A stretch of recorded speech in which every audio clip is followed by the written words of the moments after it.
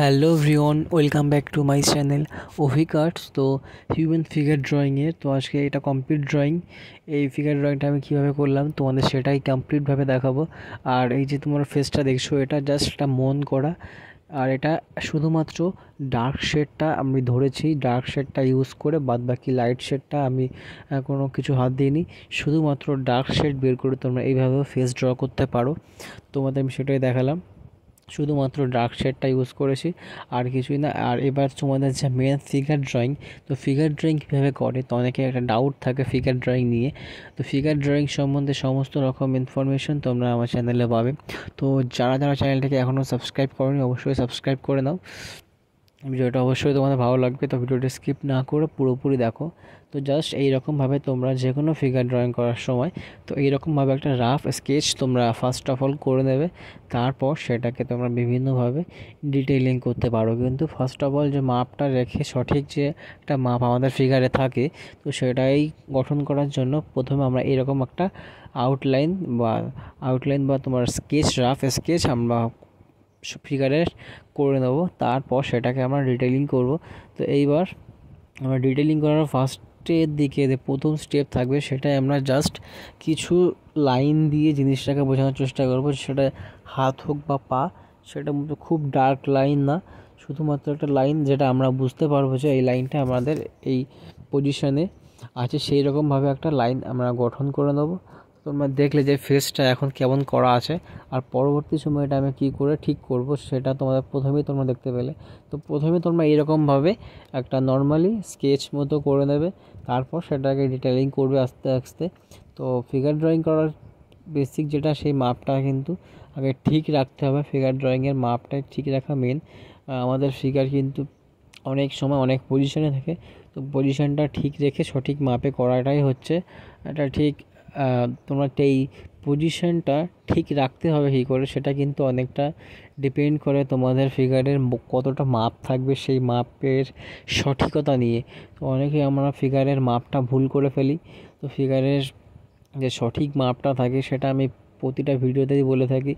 আমাদের ফিগারের মাথা অনুযায়ী তার থেকে 6 ভাগ বড় নেবে, তাহলে ঠিক হবে। 6 ভাগ আর 7 ভাগ নিলে ওয়েস্টার্ন কালচারে আসে।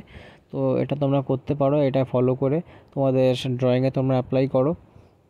এটা জাস্ট খুব বেশি ডিটেইলিং করছি না, শুধুমাত্র এই ড্রয়িং করবো এখন।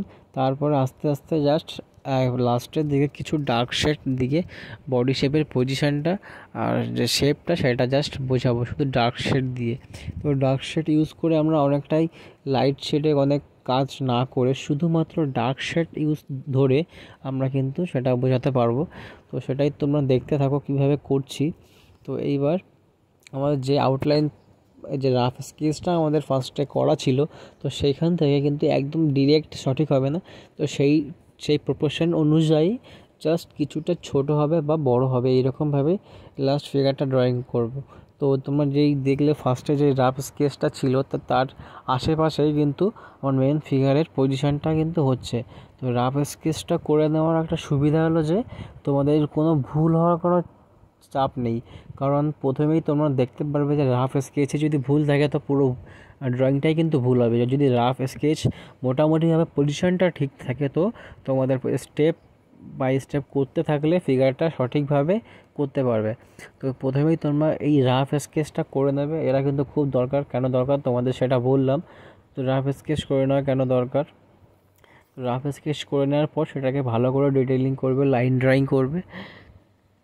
তো এরকম ফিগার ড্রয়িং করা কিন্তু খুবই সহজ, তোমরা দেখতে পাচ্ছ। আমাদের কিন্তু ভুল হয় ফিগার ড্রয়িংয়ে, মনে হচ্ছে যে এটা একটু ভুল আছে, সেটা কিন্তু বারবার মুছে ঠিক করা, এটা কিন্তু ঠিক কাজ। আমরা একদম ফার্স্টেই যে একদম রাইট করে নেবো বা একদম ঠিকভাবেই আমাদের পেন্সিলটা সঠিক জায়গাতেই ফ্লো হবে, এটা কিন্তু প্রথমে হবে না। তো ভুল হবে প্রথমে অনেক, তারপর সেটাকে ইমপ্রুভমেন্ট করতে হবে। তার প্র্যাকটিসের উপর নির্ভর করে তোমাদের ইমপ্রুভমেন্ট বা আমাদের ইমপ্রুভমেন্ট হবে। তো সবাই প্র্যাকটিস করো। আর ফিগার ড্রয়িং করা কিন্তু খুব ইম্পর্টেন্ট, আমি আমার আগের একটা ভিডিওতে বলেছি কেন ইম্পর্টেন্ট। তোমরা সেটা অবশ্যই ভিডিওটা দেখো। আর আর্ট কলেজে যারা যারা চান্স পেতে চাও, তো তাদের জন্য স্পেশালি কিছু ভিডিও বানাবো, তো তোমরা অবশ্যই কমেন্ট করো কারা কারা আর্ট কলেজে পরীক্ষা দেবে বা এক্সাম দেবে এবার। তো আমাদের আর্ট কলেজ ও ইন্ডিয়ান আর্ট কলেজে যারা যারা এক্সাম দেবে তো তাদের অনেকটা হেল্প করতে পারবো, তারা অবশ্যই কমেন্ট করে জানাতে পারো। আর ফিগার ড্রয়িং কিন্তু অনেকটা ইম্পর্ট্যান্ট। আমি কেন ইম্পর্ট্যান্ট সেটাও আমি যে ভিডিওটা বলেছি ওই ভিডিওটা অনেকটা জাস্ট ফিগার ড্রয়িং করে এবং তার যে আমাদের আর্ট কলেজে বিভিন্ন ফর্ম ফিল আপ হয় তো সেই সম্বন্ধে অনেকটা বলা আছে, তোমরা অবশ্যই ভিডিওটা দেখো। আর এই যে পরীক্ষা আর্ট কলেজের এক্সাম কেমন হয় তোমাদের আমি বলছি।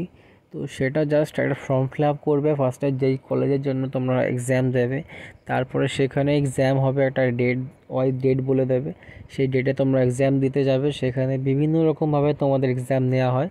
তো অনেক এক একটা কলেজে এক এক রকমভাবে নেয়। তো অনেক কলেজে তোমাদের স্টিল লাইফ করতে দেবে বা একটা কম্পোজিশন তো মাস্ট করতেই হবে।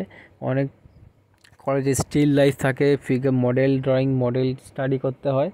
তো এরকমভাবে তোমাদের এক্সাম হয়। তো এই এক্সামে যারা পাস করবে তাদের একটা ইন্টারভিউ হয়, ইন্টারভিউ হওয়ার পরেই তোমাদের সিলেকশন হবে, তারপরে তোমরা চান্স পাবে। তো যারা যারা আর্ট কলেজের জন্য পরীক্ষা দিয়েছো তো তারা তো জানবে কীভাবে কী করতে হয়। আর যারা জানো না তো তারা অবশ্যই কমেন্ট করো, তাদের জন্য আরও স্পেশাল কিছু ভিডিও তোমার বানাতে হবে, তাহলে তোমাদের অনেকটা হেল্প হবে যে কীভাবে আর্ট কলেজে চান্স পাওয়ার জন্য যোগ্য হয়ে উঠতে হয় বা কীভাবে চান্স পাওয়া যেতে পারে। এরকম কিছু লাইন ড্রয়িং থাকে, যেমন কম্পোজিশন ড্রয়িং থাকে, স্টিল লাইফ থাকে, এইগুলো করতে দেয় বিভিন্ন কলেজে। তো সেইগুলোর সম্বন্ধে তোমাদের ক্লিয়ার বলতে পারবো। আর এই ফিগার ড্রয়িংটা তো তোমরা পুরোপুরি দেখলে ফিগার ড্রয়িংটা কীভাবে করলাম খুব ইজিলি। তো তোমরা এরকম ফিগার ড্রয়িং প্র্যাকটিস করো। ড্রয়িংটা কেমন হলো অবশ্যই কমেন্ট করে জানিও।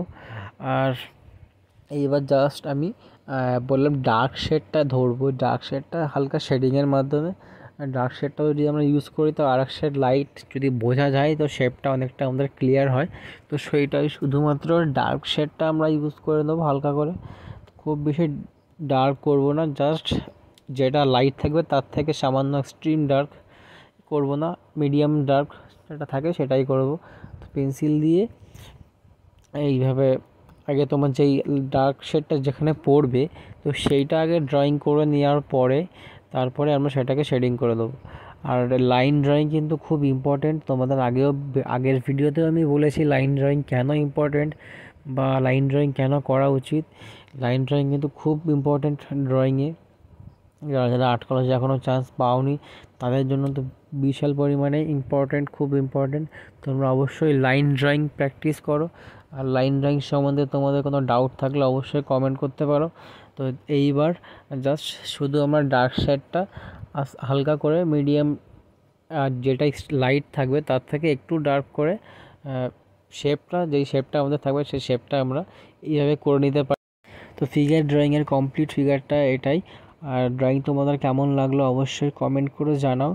ভালো লাগলে অবশ্যই লাইক শেয়ার সাবস্ক্রাইব করো। আজকের জন্য এইটুকুই, দেখা হচ্ছে পরের ভিডিওতে। ততক্ষণের জন্য গুড বাই।